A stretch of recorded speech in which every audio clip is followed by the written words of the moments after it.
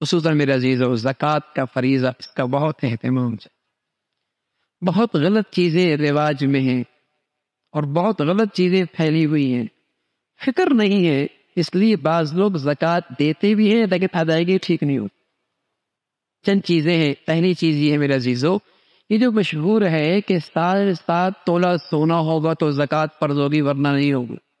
بھائی یہ 7.5 تولہ اس وقت ہے جس ملک میں صرف سونے کے درہم چلتے ہوں اور اس کے پاس وہاں کوئی اور چیز نہ ہو، پھر 7.5 تولہ کا نصاب ہے۔ لیکن کسی ملک میں سونا بھی ہے، چاندی بھی ہے، نقدی بھی ہے، تجارت کا سامان بھی ہے، اگر ان میں سے کوئی 2 چیزیں 3 چیزیں مل کر بھی 52.5 تولہ چاندی کے بقدر مالیت کی بن گئی تو شریعت کی نظر میں وہ مالدار ہے، چاہے آدھا تولہ ہی سونا کیوں نہ ہو۔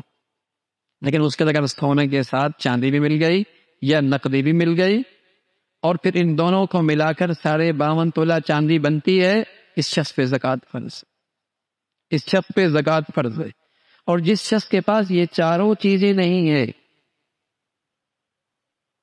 تو ضروری نہیں کہ ہم اسے زکوٰۃ دے سکتے۔ زکوٰۃ لینے کے لیے ایک اور چیز بھی ضروری ہے، اور وہ یہ ہے کہ اس کے پاس ضرورت سے زائد سامان اتنا نہ ہو جس کی مالیت 52.5 تولہ چاندی بنے۔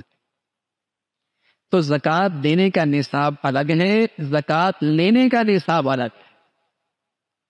زکوٰۃ دینے میں 4 چیزیں دیکھی جائیں گی: سونا، چاندی، نقدی، تجارت۔ اگر ان کی مالیت 52.5 تولہ چاندی بنتی ہے، یہ شخص شریعت کی نظر میں مالدار ہے۔ اور زکوٰۃ لینے کے لیے 5ویں چیز بھی ہے کہ اس کے بعد ضرورت سے زائد سامان اتنا نہ ہو جس کی مالیت 52.5 تولہ چاندی بنتی ہے۔ گناہوں کے جتنے آلات ہیں یہ سب ضرورت سے زائد ہے، یہ سب ضرورت سے زائد ہے۔ تو ایک تو اس بات کا خیال رہے کہ یہ جو بات مشہور ہے کہ اتنی سونا ہو تو اتنا سونا نہ ہو، تو اصل اس کی حقیقت یہ ہے